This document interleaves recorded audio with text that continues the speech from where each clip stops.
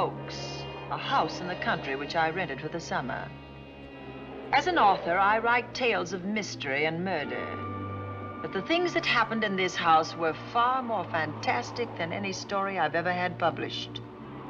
I brought a staff of servants from my city apartment, and my maid Lizzie Allen, who had been with me nearly 20 years. Lizzie? Yes, Miss Cornelia. Is the car ready? It's at the door. Look, Miss Cornelia, them servants you brought from the apartment are talking about walking out on us. Really? Well, I know they don't like it here, but I didn't think it was that bad. Well, they've been hearing things about the killer that the police call the Bat and the murders that he committed here this past winter.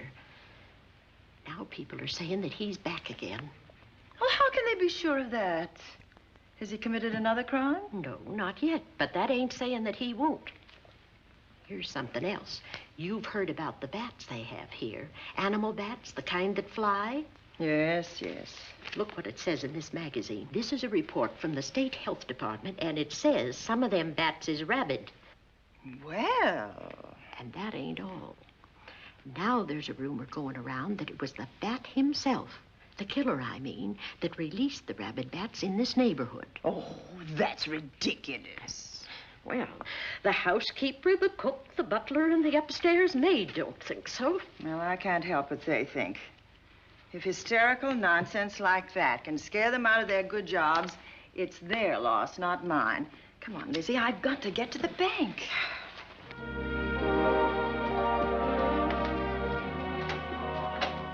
Drive directly to Zenith Bank, Warner. I'm afraid we'll have to hurry. It's near closing time. I'll get you there, Miss Van Gorder.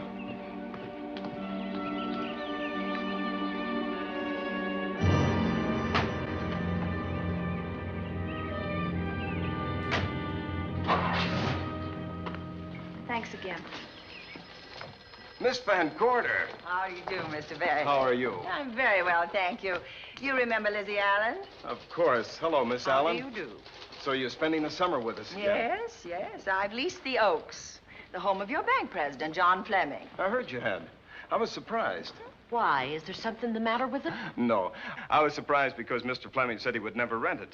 Oh? Well, I rented it from his nephew, Mark Fleming, who has the real estate office here. He said his uncle would be gone the entire summer. That's right. Mr. Fleming's in the North Woods now with his physician, Dr. Wells. Oh, pardon me. Dale, I want you to meet my wife. We were married at Christmas time. That must have been nice. Believe me, it was. Oh, here she is. My wife, Miss Van Gorder, Miss Allen. How do you do, Mrs. How do you do? Cornelia Van Gorder. Yes. Oh, well, I've read every murder mystery you've ever written. I just adored that weird one, The Private Morgue of Dr. X, even though it gave me the shivers. Only the shivers? Scared hell out of me. Oh. Well, I really mean that Miss Corney killed them off in that one. When you refer to my books, please don't call me Miss Corney. Pardon me, Mr. Bailey. Mr. Hines is here to see you. Oh, yes. Excuse me, please. Don't be strangers now. No, no, I we should won't. say not. Oh, so you're a bride. Well, not quite. Not since Christmas. You know, I'm sure I've seen you. Well, I used to be my husband's secretary here in the bank. Of course I remember. May I welcome our most distinguished visitor back to Zenith? Oh, that's very charming, but, Lieutenant Anderson. Lieutenant Anderson, of course. Chief of Detectives of the Zenith Police Department. This is Miss Allen. Miss Allen. How do you do? Lieutenant Anderson is one of our favorite citizens. He's on the bank's board of directors. Not bad for a policeman. You must have made a good thing of it. Oh, Well, I saved my money, if that's what you mean. It's near closing time, and I've got some business in the safe deposit vault. Please come and see me, Mrs. Bailey. Oh, I'd love to. And you, Lieutenant. Thank you. Goodbye. Goodbye. Nice to meet you. My, what a charming woman. She moved into the Oaks just the other day. That house is a proper setting for a writer of mysteries. Oh, it certainly is. Vic, what's the matter? Come in here, both of you.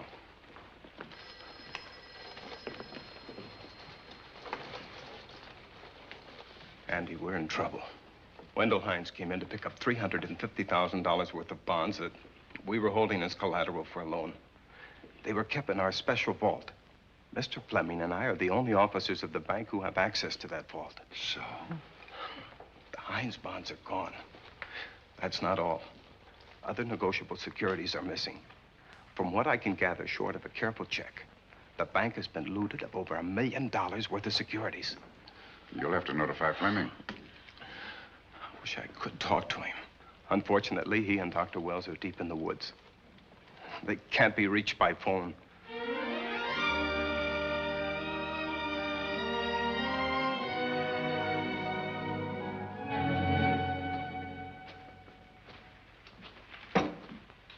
What is it?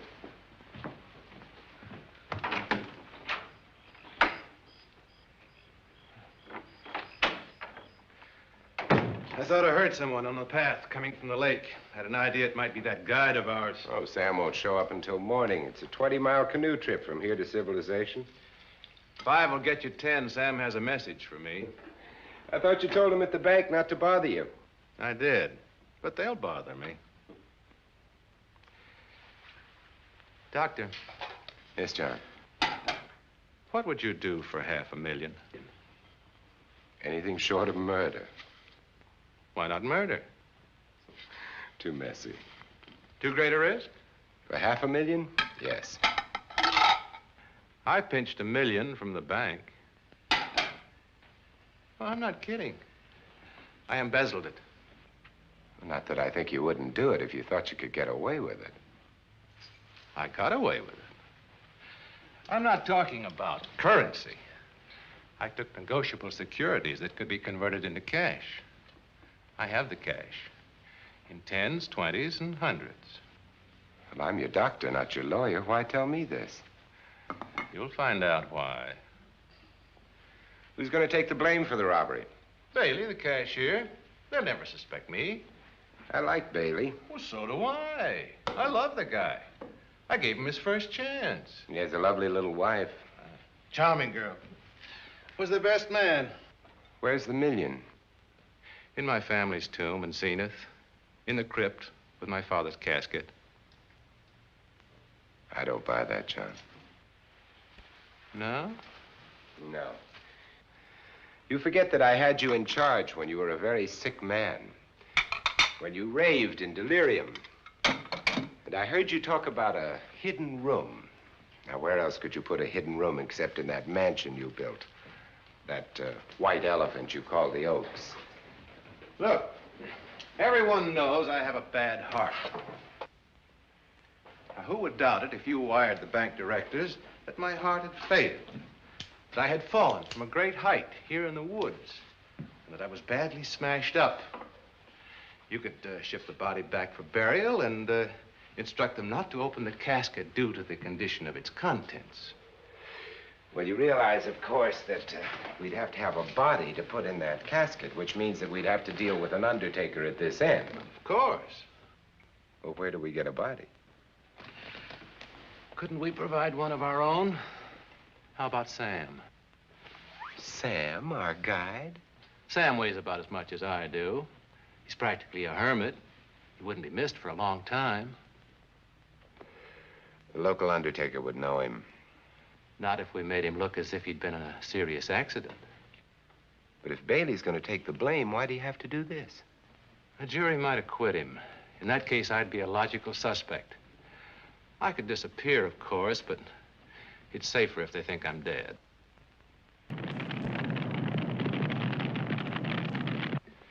What if I don't go for this deal? In that case, it would be too bad. You mean you'd kill me? What else could I do? Now that I've told you about the $1 million, I'd say you were shot in a hunting accident. Now, look, Doctor, if you can find another body instead of Sam's, it's all right with me. There's $500,000 in it for you. I'll do my best. I smell smoke. So do I. What's that noise? Look, Doctor, the woods are on fire. It's coming this way. We've got to get out of here. Out the back way. We will. As soon as I provide that body we were talking about.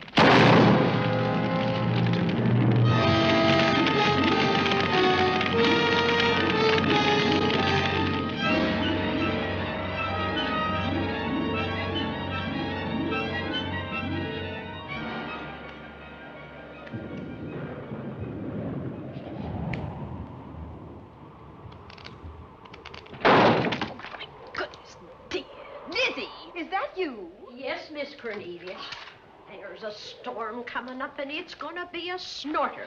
The wind nearly blew the door off its hinges. Well, that noise blew my game higher than a kite. I think I've lost some of the cars. Oh, I'll get them for you. Oh, I see you found the paper. Drat that paper boy. Scooting by on his bicycle, just chucked it into a clump of bushes and let it go at that. For land's sake, Mr. Vic Bailey's been arrested. Oh? I think. Victor Bailey, vice president and cashier of the Zenith Bank, was arraigned before United States Commissioner Alvin Fielding, charged with the embezzlement of over $1 million. I can't believe Vic Bailey had anything to do with that robbery. Oh, well, I see our landlord is home again. Landlord? Mr. Fleming. Dr. Malcolm Wells is back in town with the body of John Fleming, president of the Zenith Bank, who was killed in a forest fire. Mr. Fleming will be laid to rest in his family's tomb on Friday. And I hope he stays there. Well, why shouldn't he? Well, this is his house. And ever since he died, some funny things have happened here. For instance? The housekeeper, the cook, and the butler said that they heard strange noises at night. And the upstairs maid swore that she met a man without a face coming up the back stairs. Oh, so that's why they quit and left me to run this place without a staff. They didn't tell you, Miss Corney, but the truth is they were scared to stay. But you're still here, Lizzie. Haven't you seen anything? No. No, and even if I had, I ain't afraid of ghosts. They're afraid of me. Honest, Miss Corney, a spiritualist told me once that ghosts was allergic to me. But this Bat feller they keep talking about in the paper, I guess he'd be different. No, I don't think you'd have the same effect on him. Oh, dear. What are they trying to do? Drive people away from this part of the country? Why, what does it say about the bat? Specialty seems to be killing women. My goodness, 2 of them in one night. All his victims died the same way, like their throats had been ripped open with steel claws. That's a charming little caper. I'll have to try it sometime. In a book.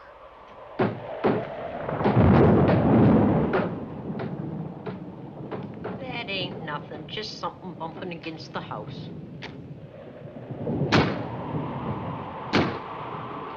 That's just the wind banging a door. Pay no attention to it. Listen to this. One of his victims, who lived for a moment after she was found, described the bat as a man without a face. Honest, Miss Corney, I think that woman must have been exaggerating.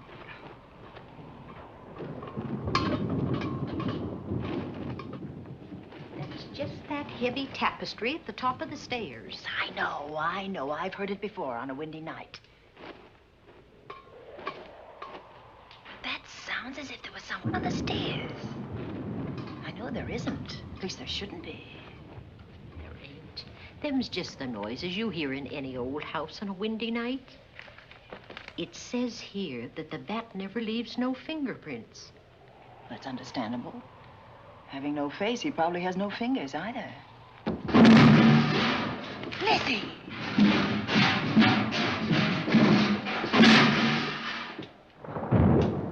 And that, I suppose, is the cat dropping its dentures. No, I don't think so. But I think it's something should be looked into.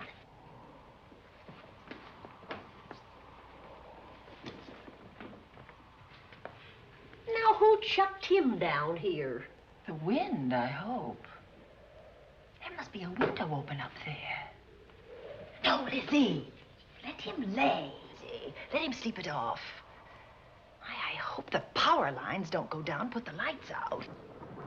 Now, we'll check the windows in the living room and draw the curtains, and then we'll go to bed. Yes, ma'am.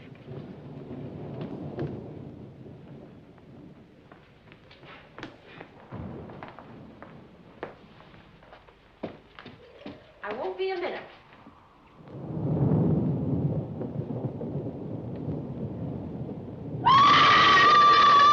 Gordy! Oh! What is that? Oh, when I went to get the tape, I turned the latch off. I forgot to turn it on again. He's out there. He was coming in. He might have got you. Oh, but he didn't, and he's still out there, thanks to you. Now, you hurry now, and we'll call the police. No, I won't leave you, Miss Coney. Are you okay? Yes, ma'am, I'm okay. Okay.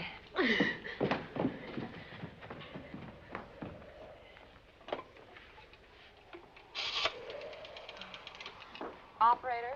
Give me the police department, please. Zenith Police Department. This is Cornelia Van Gorder. I'm living at the Oaks. We know about that, Miss Van Gorder. Just a moment ago, a man tried to force his way into this house. You're not alone there, are you?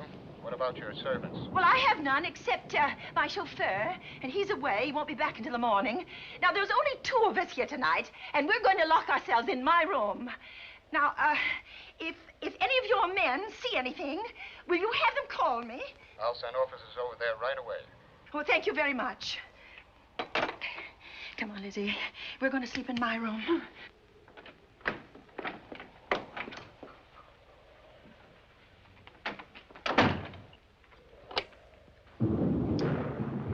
Well, nothing can get at us in this room now, I think.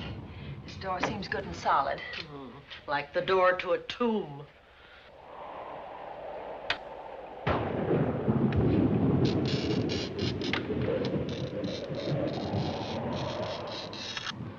I think that couch will be comfortable. There's some extra bedding, you know, in Yes, the ma'am. closet. Let's see now.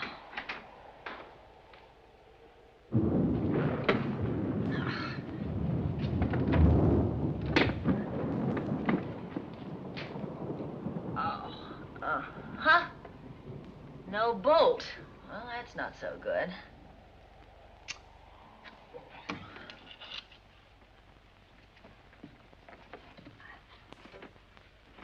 What's that for? That, my good woman, is a booby trap. If anybody tries to open this transom, this will be knocked off, and we'll hear it fall.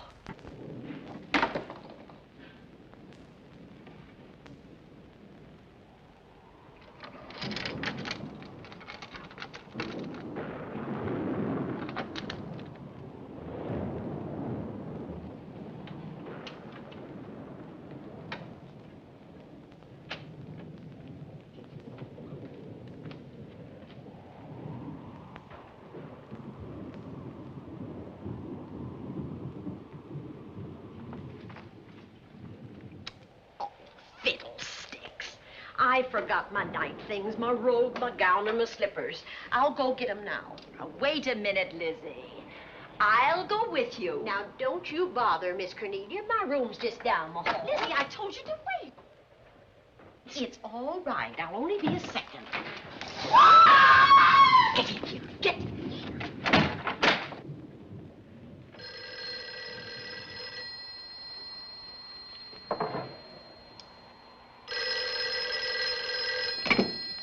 Yes?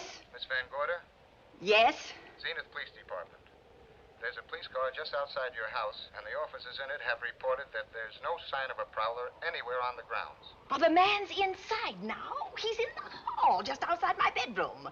Have your men break through the kitchen door and search this place from top to bottom. Okay, Miss Van Gorder. Sit tight. I will. I have a gun, and I know how to use it.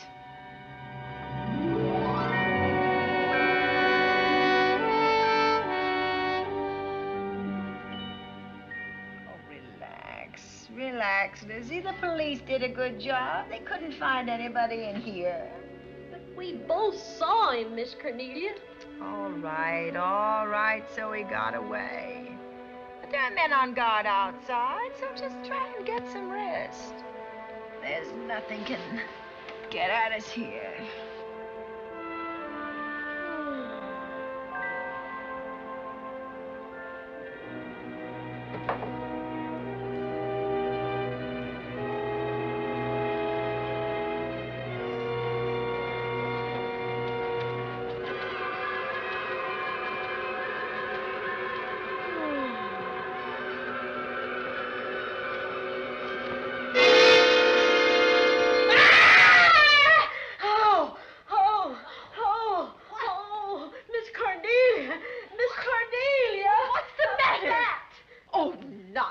You've had a nightmare. Maybe I did. But there was a bat in it, and it bit me. What? And it flew in that closet. Oh, good gracious, Lizzie, you're right. Oh.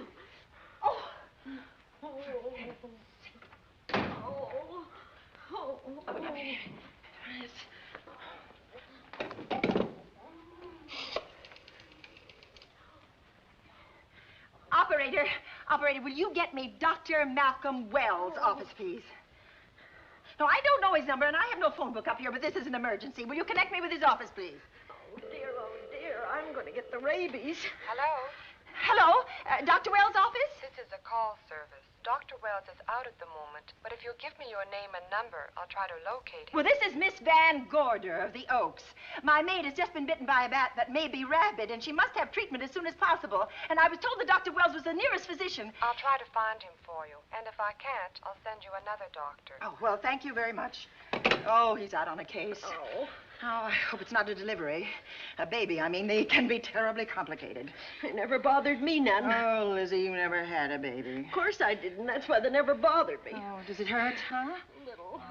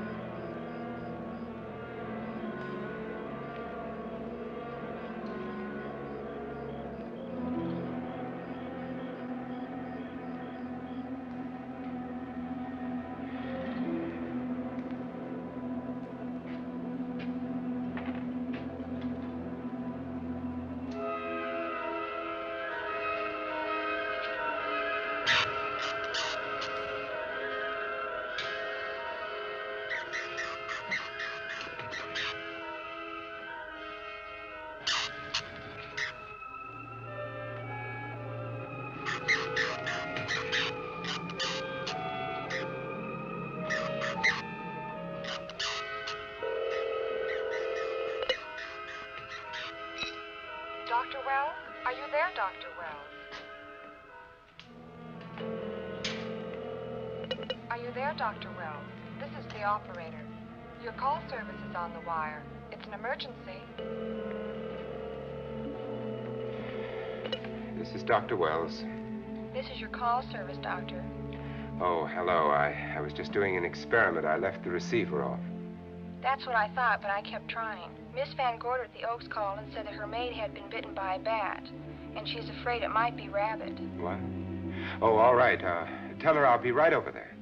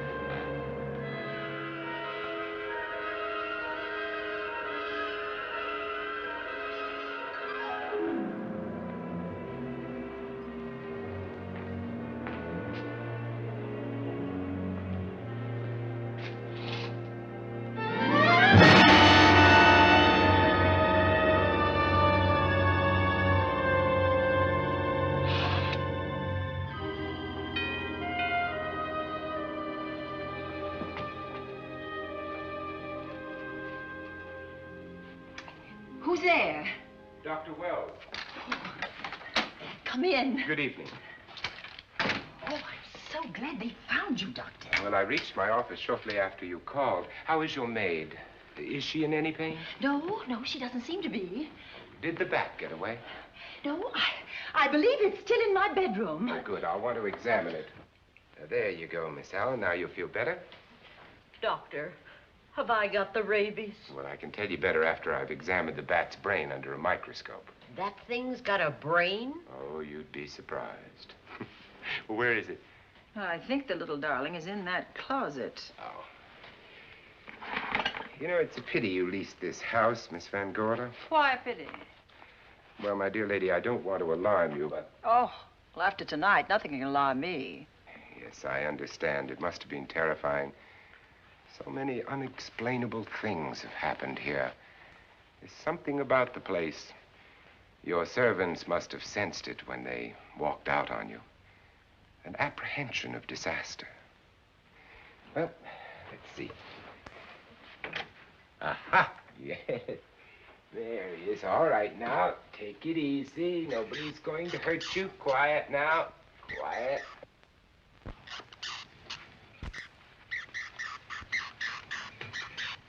He looks quite normal. Doesn't seem to be sick at all. Oh, ain't that nice? I've been worried about him. Well, you should be. From his appearance, I'd say that he doesn't have any infection. In which case, you've had a narrow escape. Now, you take one of those tablets I left for you, and I'll guarantee you a good night. And I'll drop in on you tomorrow. Oh, thanks for everything, Doctor.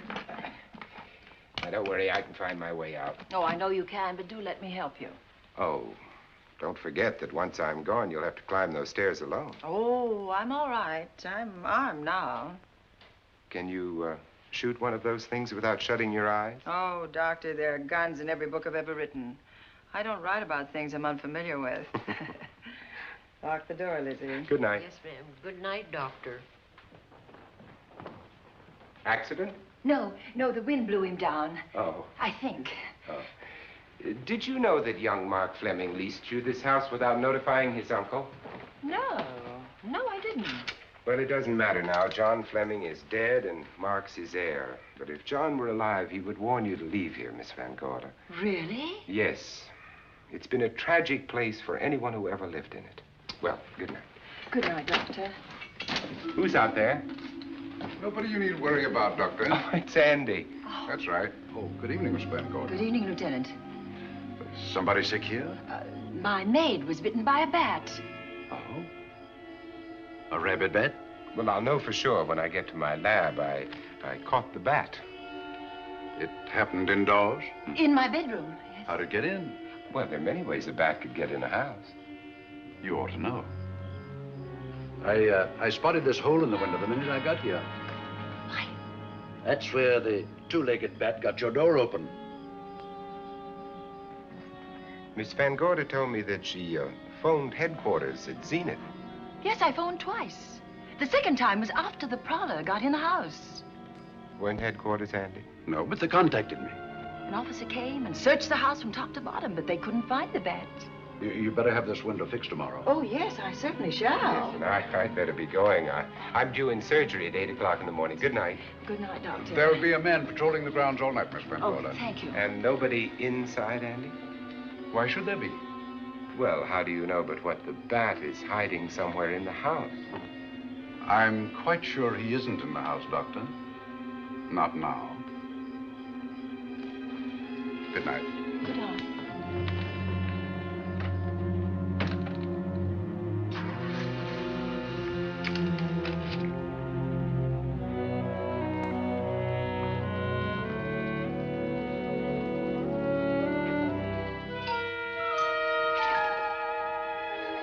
Hi, Andy.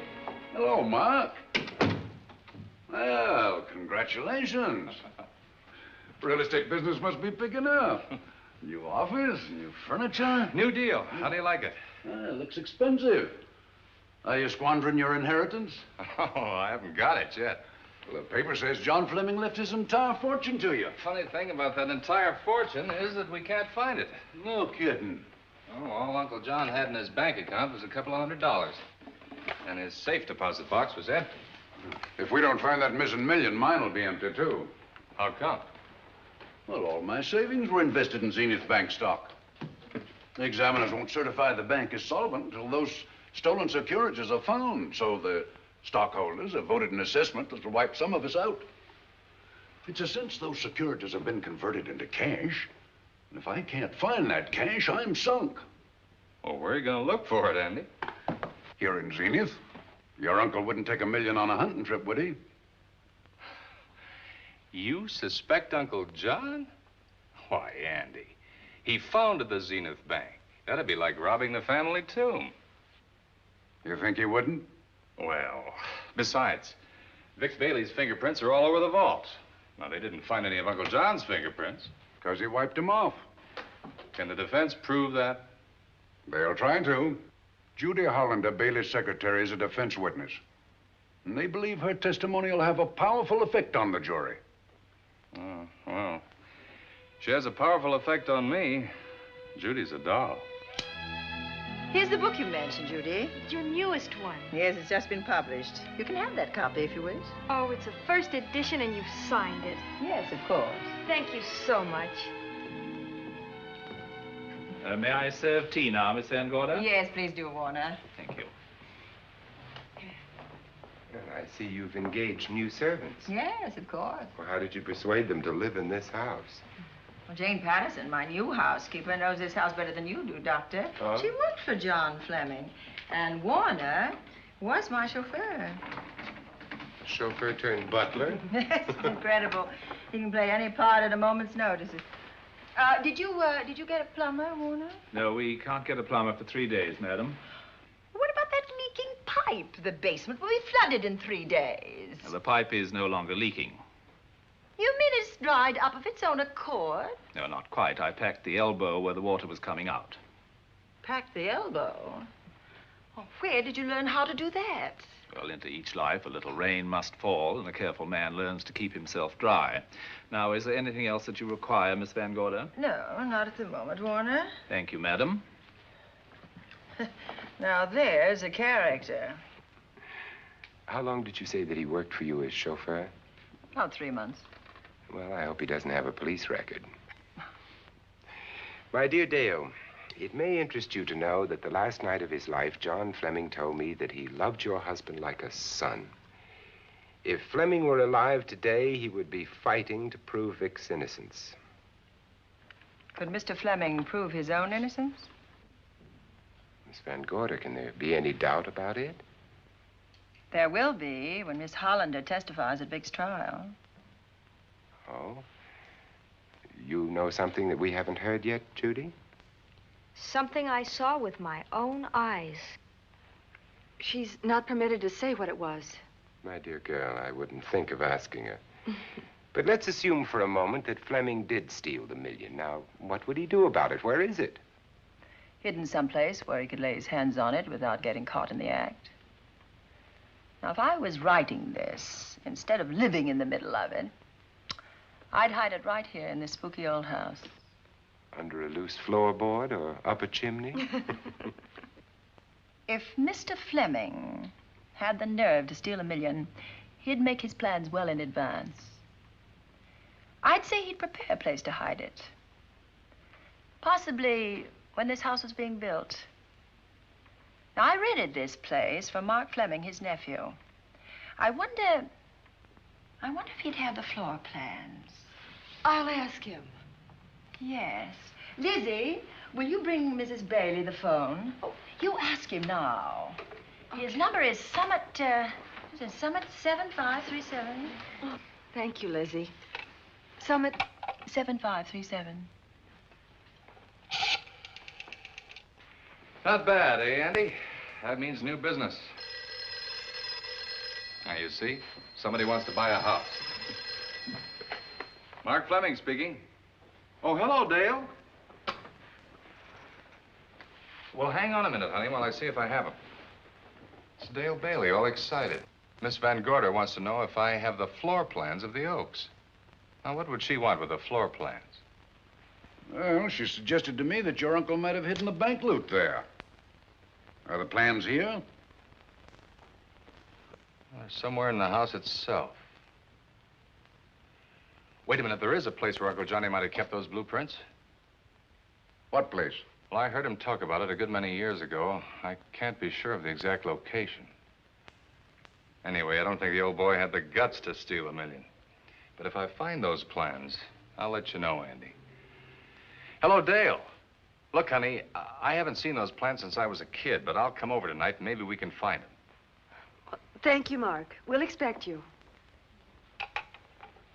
He seems to think they're here in the house somewhere. He's coming over tonight. Well, that's good. Dale and Judy are my house guests for the weekend. Would you like to have dinner with us tonight? Oh, no, thank you. I couldn't. I still have a few calls to make. You know, if Judy's testimony is going to clear Vic Bailey and implicate John Fleming, others may get the idea that there's buried treasure in this house. Don't even mention your testimony until you're actually on the stand. Oh, I won't. That's a smart girl, Judy, and a very lovely girl. Well, good afternoon, ladies. Goodbye, Doctor. Dr. Will. Come on, girls, let's go.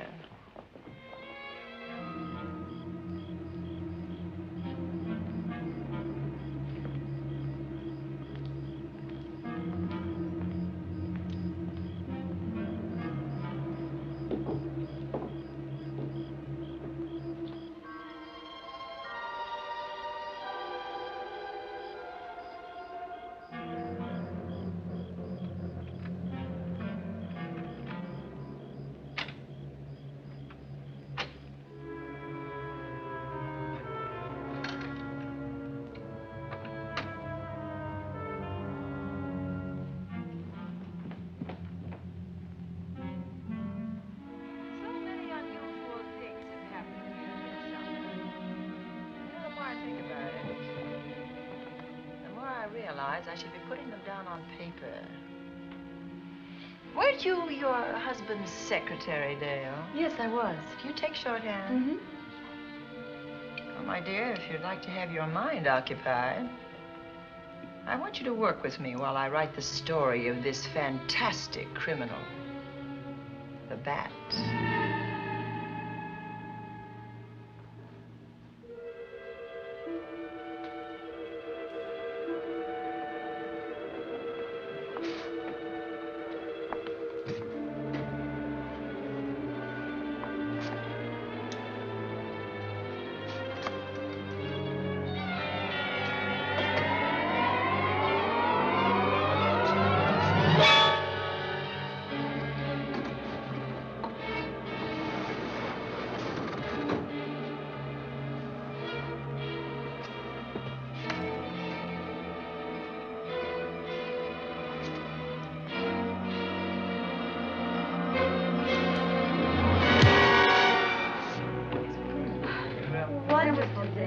Thank you.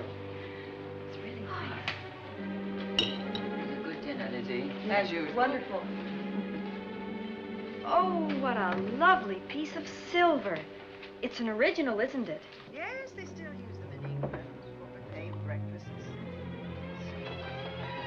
Some hot water in the bottom. Keeps your kippers hot, your sausages, and your scrambled eggs.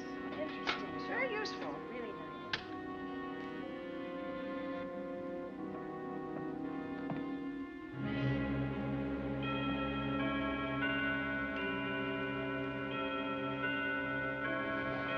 Clock hasn't struck the hour in the last 10 years, if I'm to believe what Mark Fleming told me. Why is it angled away from the wall like that? I don't know. Somebody must have moved it. Lizzie, very likely when she was dusting. Wait a minute. Did you know there's a door in this paneling? No, I didn't. Oh, my gracious, so there is. Maybe it opens to a secret passage. Oh, Well, certainly to a secret something. This is exciting. Who knows, girls? We'll be about to stumble on that missing million. Oh, this is panel. There's a panel. There must be some gimmick to it. There always is. Yes, it moves. It moves. It moves. Oh.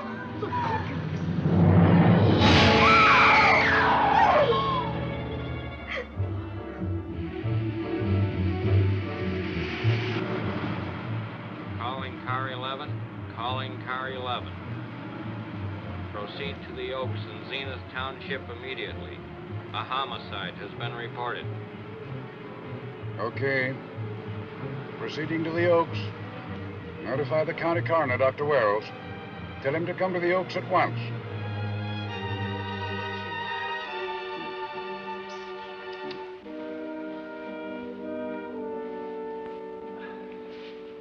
Horrible. As if his throat had been torn by some creature with fangs or claws. That's his sign. We found it on the others he killed. I'd hoped those reports that he was up to his old tricks again were pure imagination, but apparently they're based on fact. He's come back. Back to the scene of his kills. Yes, that's who I mean. That's who did this. The bat. Who found Mark? We all did. And it's Dale and Judy and I. Lizzie was in the dining room. This is my new housekeeper, Jane Patterson. You know, she worked for John Fleming. I know her. Where were you, Mrs. Patterson? In the kitchen, cleaning up. I cooked the dinner tonight. Did you know that the secret closet was here? No. It was behind the grandfather's clock. Well, it was I who found it, really. Noticed the clock had been moved and the door wasn't quite closed. I'll get it.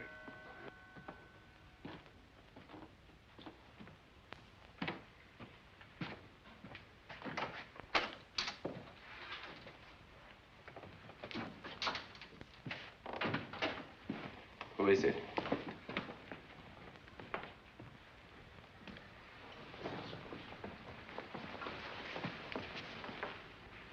Mark Fleming. As coroner, you saw the same wounds on the others. How long's he been dead? Oh, I'd say about a half an hour. Do you believe it was the bat? That's a bat's trademark.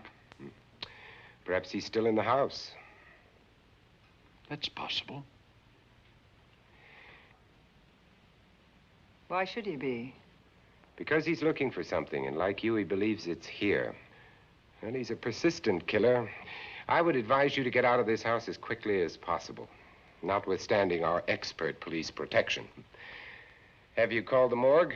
They're on their way here. Oh, good. I want to examine the body before they get here. May we take it into another room? Yes, to the sunroom in the back. Thank you. Give me a hand. Excuse me.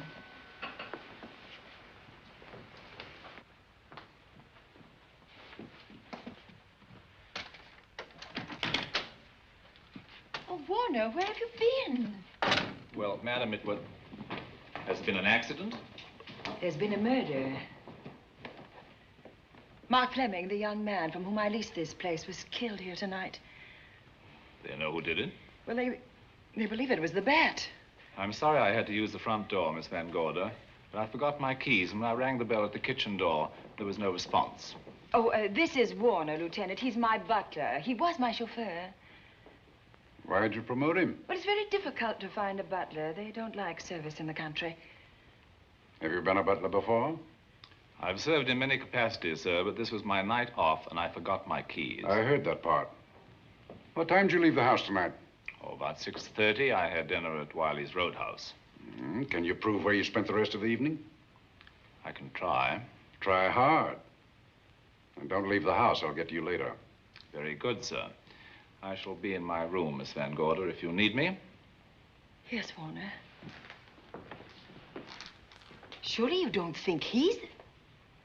Warren and I have met before. I can't recall where or when, but I will.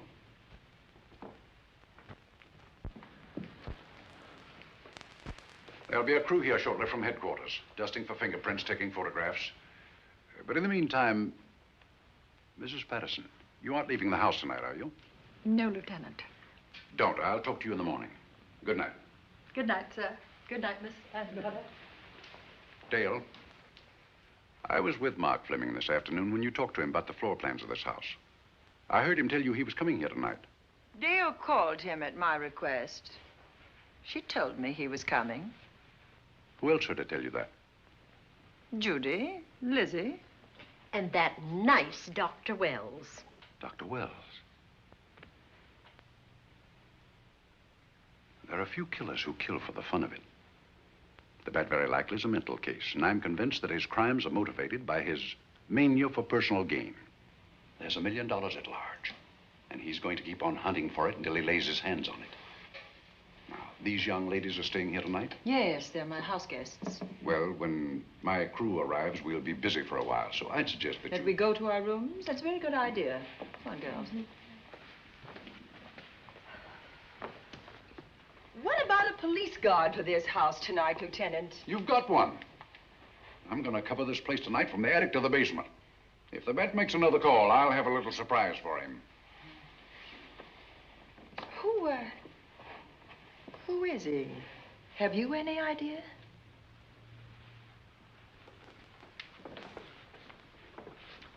He could be anybody. So far, there are clues to his identity, but nothing we could take before a jury. I'm afraid we must look higher than the criminal world.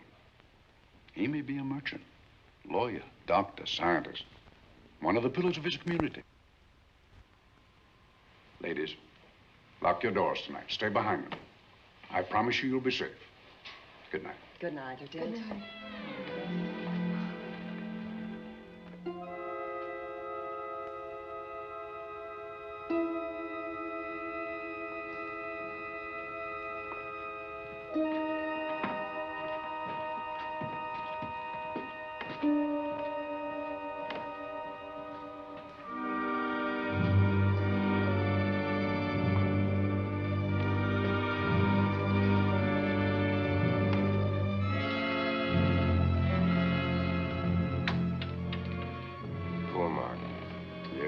Pity.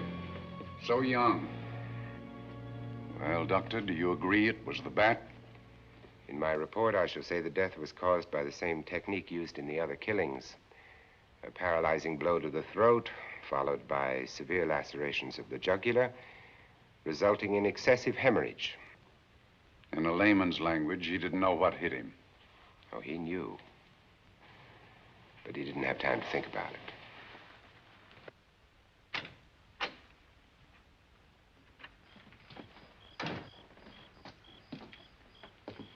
Staying here tonight, Andy? Well, until I check the doors and windows, but I'll be back bright and early in the morning. Neither snow, nor rain, nor heat, nor gloom of night stays these couriers from the swift completion of their appointed rounds. A lot of people are due for a shock when I close this case. Yes, I'm sure they are. Good night, Andy. Don't get hurt. Good night, Doctor.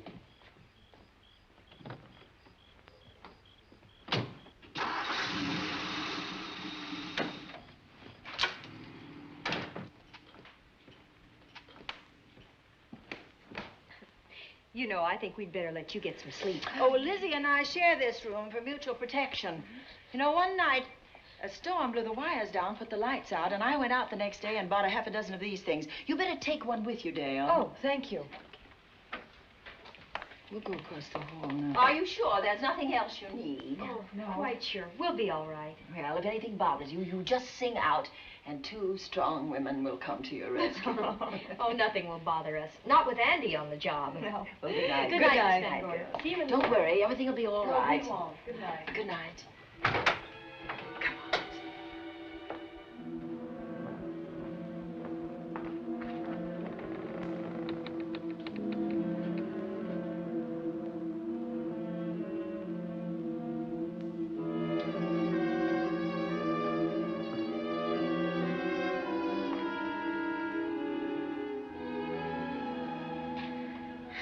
I don't think I'll sleep tonight. Me neither. All I can see is poor Mark Fleming staring at us. I thought that when people died, their eyes closed, as in sleep. Don't think about it. I'll bet you're thinking about it.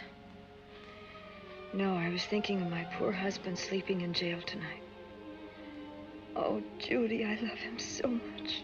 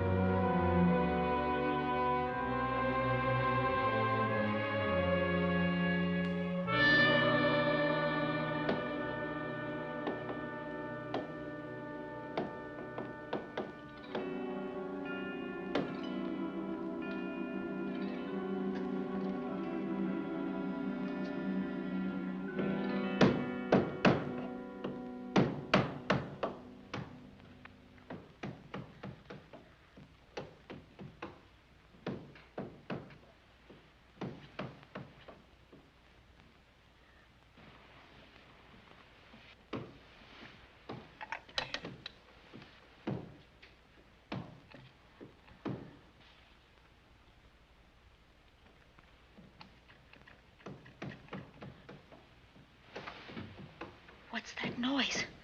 Oh, I don't know. I kind of fell half asleep. For a moment, I thought it was something from a dream. It's somewhere in the house. Yes, on the floor above. Not directly over us. Probably a room overlooking the driveway.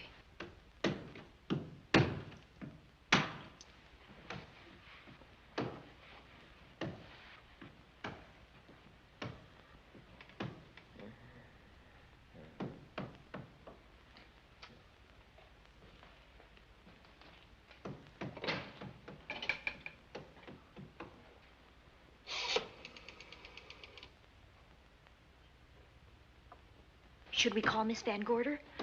She'll hear it. How can she help but hear it? Oh, besides, we don't want her to think we're a couple of hysterical women. Well, I'm about to become one. Oh, I dear. had it for one night. Dale, you're not going out in that hall. I want to know what's happening up there. But Lieutenant Anderson said if we stayed behind our locked doors, we'd be safe. Vic isn't safe locked up in that jail. Oh, but... Suppose that stolen money is in this house. Mark Fleming seemed to think it was. Maybe that's what somebody's looking for.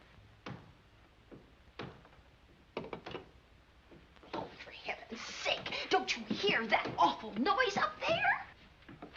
Now, Lizzie, you've just got to stay awake.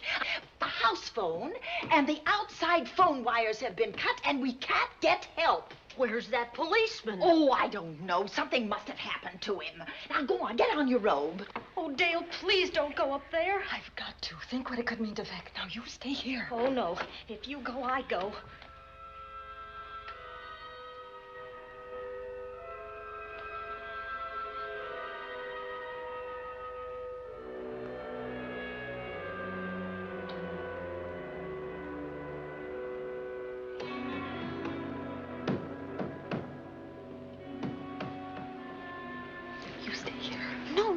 Let you go up there alone. You wait here. I'm going to see what it is. Oh, please let me go with you, Judy, will you warn me if anyone comes? I'll only be a moment. Now, wait.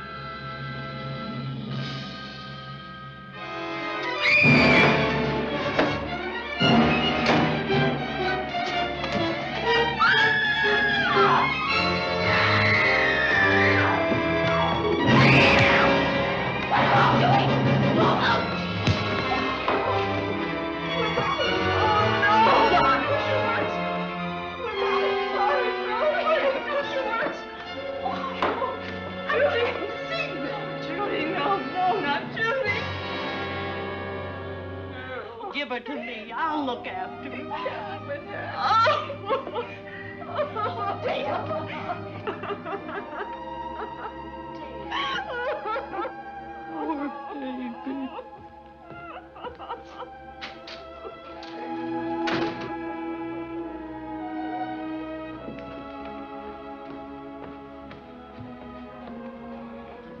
Judy.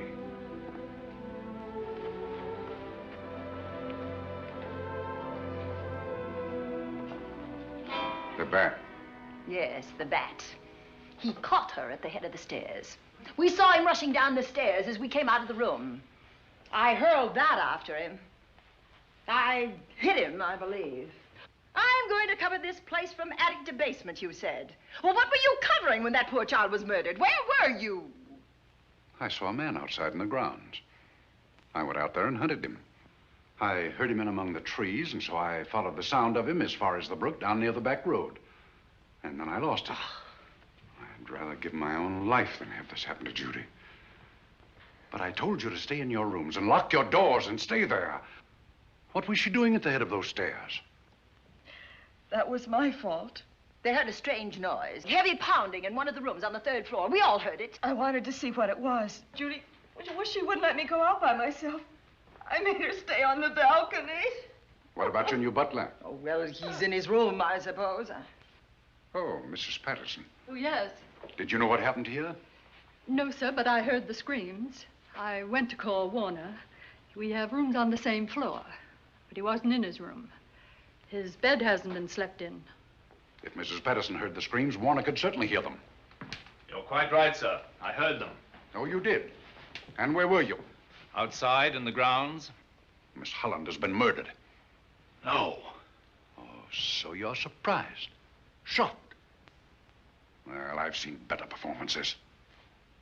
I remember you now. Your name's not Warner. I've got a circular in my office with your picture on it. The Chicago police not so long ago were hunting for you in connection with the robbery. You're right again, sir. And they found me and they tried me and I proved my innocence and I was acquitted. That could have been a lucky break. Where were you when this child was killed? I told you before, sir. Outside. What were you doing there? I was following you. I saw you leaving the house, and it seemed that you were hunting someone. I thought you might need some help. Oh, yes, sir. I followed your flashlight down through the trees. Then it disappeared. And then suddenly, as I was staring out into the darkness, I was struck by something on the back of the head. The next thing I knew, I was lying on the ground. I realized I'd been knocked out. I wish you had been knocked out. But then we'd have found you with your mask still on your face. You were hit here in this house with this poker as you were rushing down those stairs after that child was killed. Oh, no, sir. You can't pin this on me. I'm not the bat. I've never killed. I couldn't kill. I won't take the rap for this.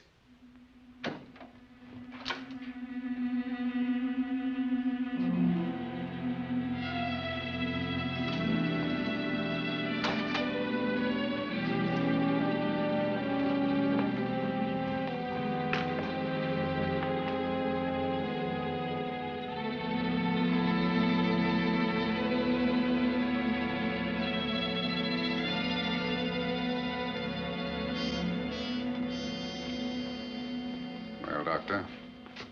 We have another case for the county coroner. You see, the bat came back. Why did you come back, Doctor? Well, I had an accident about a mile down the road. The right rear wheel of my car came off and I plunged into the ditch. This was the nearest house, so I came here to call for help. I thought I'd find you around, Andy. Physician, heal thyself. You must have been hit by something on the back of your head. I told you I had an accident. So you did, Doctor. So you did. I could be wrong. But maybe I'm not. We shall see. All right, dear, let's start a new chapter. For days, the murders held the headlines. Lieutenant Anderson grilled us and ransacked the house from top to bottom. Warner was not placed under arrest, but his every move was watched. At night, except for a detective on guard in the house, the police and the reporters left us alone. And on one of those nights, without telling Lizzie or anyone else, I pursued a secret investigation of my own.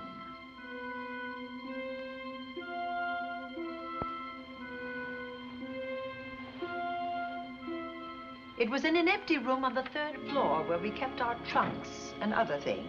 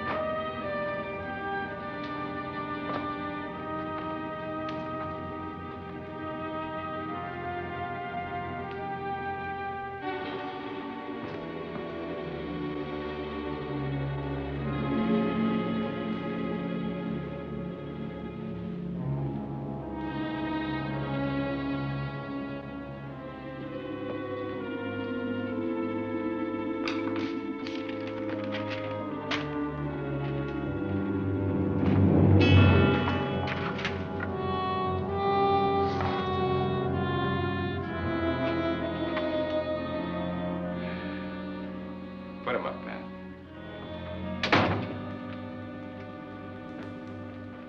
It's a bright idea to kill me in my own lab and let people think that I'm the bat. But you had to kill me first. What was it to be, ambush? And clever as you are, you're not smart enough to do that. Nor were you smart enough to find the money, though you came quite close to it. But I know where it is. And when you're dead with that sign pinned on your chest, I'm going to collect it and live happily ever after. He destroyed himself. How true that will be. Well, goodbye, Bat. Here's a serum that will heal you whether you're rabid or not.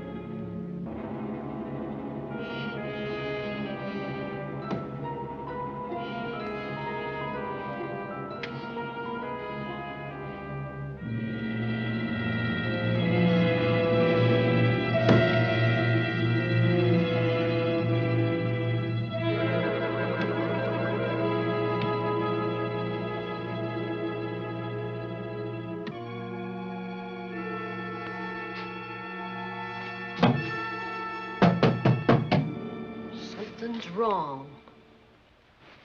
Something's wrong.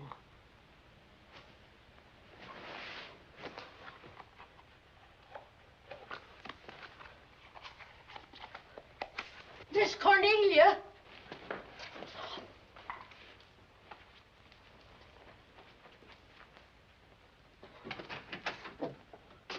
Miss Cornelia.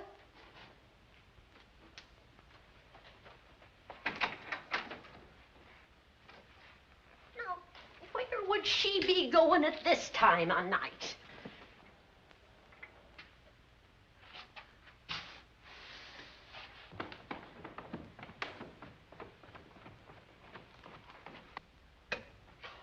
Well, land's sake.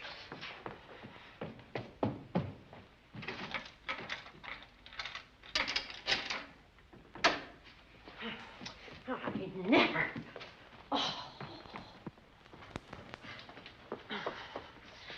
Mr. Davenport. Mr. Davenport. Oh, a fine thing. The door unbolted, the chain off, and you asleep on the job. Wait till Lieutenant Anderson hears about this. Come on, wake up. What's the matter with you? I don't know. My head hurts. My whole body's numb. Here, take a sip of this. Try to snap out of it. I'll be back in a minute.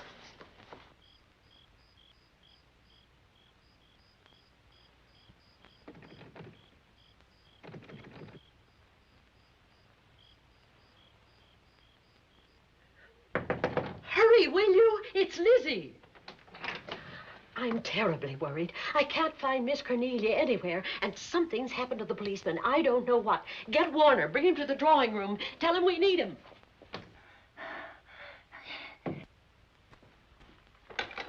Are you all right now? Yeah, I'll be all right in a minute. I remember now. I took a drink of wine from that decanter there. Miss Van Gorder told me to help myself. She wouldn't put nothing in it? Well, somebody did. Somebody who knew I was on duty here. Then it was somebody that got Miss Van Gorder. I can't find her anywhere. Upstairs, downstairs, or in the basement. I told the housekeeper to get Warner. Lieutenant Anderson will want to know about this. Hello. Yeah, this is Davenport at the Oaks. We've got trouble here. Well, for one thing, I was drugged. Yeah. But I must have been knocked out because the maid tells me Miss Van Gorder's missing. Well, you better call Anderson and let him know. He's not at home. Well, where is he? Out on a case? What case? Dr. Wells. What else did they tell you about it? Oh, hurry, will you? We've got to find Miss Cornelia. Okay. Lieutenant Anderson is out on a case. Dr. Wells was found dead in a room next to his garage, murdered. Dr. Wells? There's something queer about the killing of Wells, but headquarters won't talk about it. Lizzie, Warner isn't in his room. There's no sign of him anywhere. And I was supposed to keep an eye on that guy. Where's Miss Cornelia? That's what I want to know. Wait a minute. Didn't you say that the chain and the bolt were off of the front door? I certainly did. Well, maybe Miss Van Gorder went outside. Oh, she never would. We better look. I can't breathe. There's no air.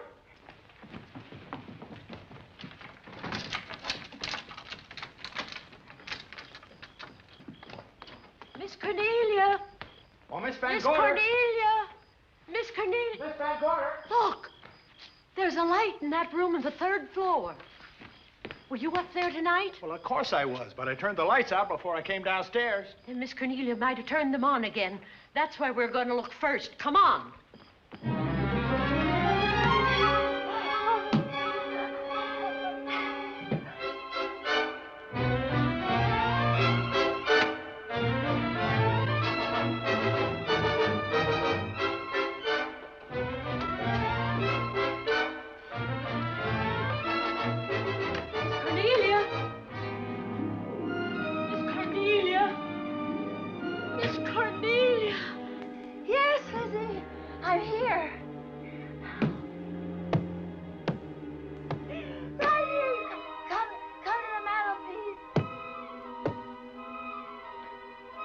Here we are, Miss Van Gorder. What do we do now? Over the mantel, there are 5 panels. Strike it with your hand.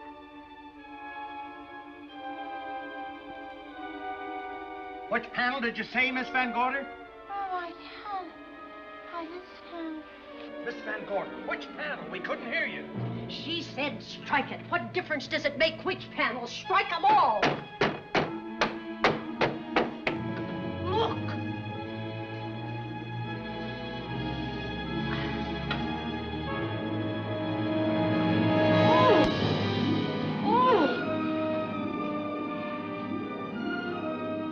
Oh, it's all right now. It's all right, dear. Lizzie's here.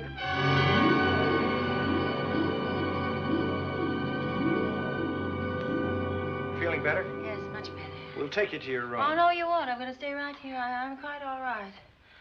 Oh, how blessed it is to breathe without an effort. You know, no one knows how sweet the air can taste until someone shuts it off for a moment. That room is just like a box. When the mantelpiece closed, it seemed like all the air was drawn out of it. Look, there it goes again. Let it close. I can open it from in here.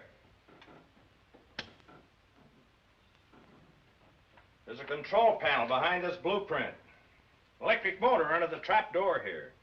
Once the door is open, you can keep it that way. I believe that the fireplace in this other room opens the same way. And it does. I tried to find this, but I couldn't find it. Yeah, it was back of this blueprint here. Well, it's quite a setup. Too bad we can't open that safe in the same way. Take an expert to crack this box or a shot of nitro. Well, maybe that's what the bat had in mind. Could be. Seems he's on the prowl tonight. Miss Van Gorder, Warner has disappeared. And Dr. Wells has been murdered. Dr. Wells? Lieutenant Anderson's on that case right now. Well, does he know what happened here tonight? They got word to him. He'll be here any minute.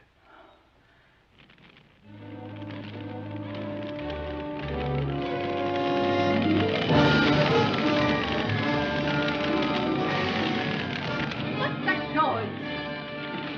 Miss Van Gorder, the garage is on fire. Scott, look at that. Lizzie, put that light out in the other room. Now, where are you going? To report the fire. Well, you just stay right here. Miss Van, go to the garage. Well, let it burn. You watch the stair. Can't you see that fire was set to get us out of the house? Out of the house? Were you talking about the... Yes, I'm talking about the bat.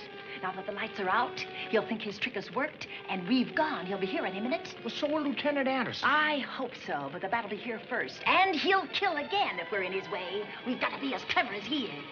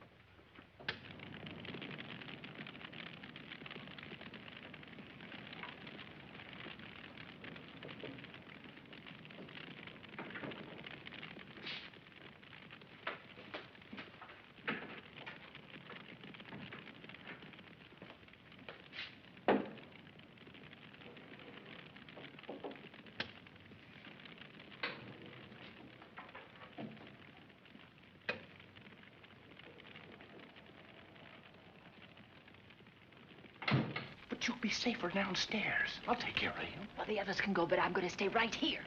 All right, but get out of sight.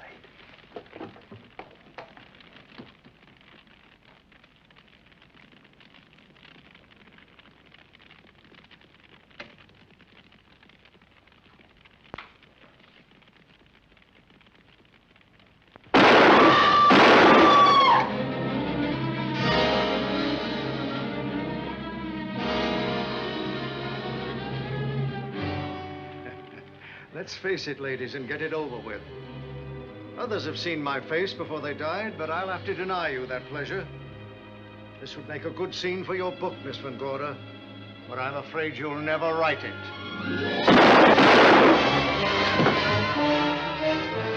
That is Warner. I could tell. You misjudged me, Miss Ellen. Warner! I don't like being a murder suspect, Miss Van Gorder. I was headed for a plane, but halfway to the airport, I changed my mind and came back. I'm glad that I did.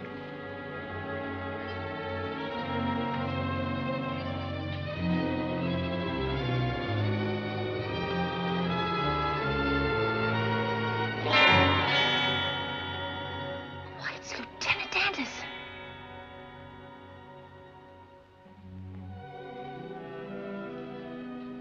Yes, it was Anderson. He'd discovered the secret of the hidden room and was waiting to get into it and open up the safe. We found the money in it, a little over $1 million in tens and twenties and hundreds.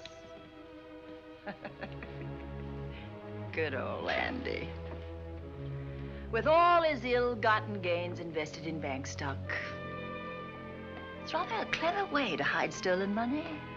In the open, as it were, and so respectable. But don't try it. No matter how clever you are, you can't hide murder.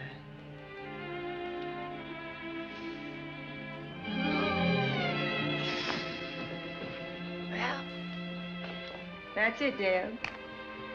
That's the end.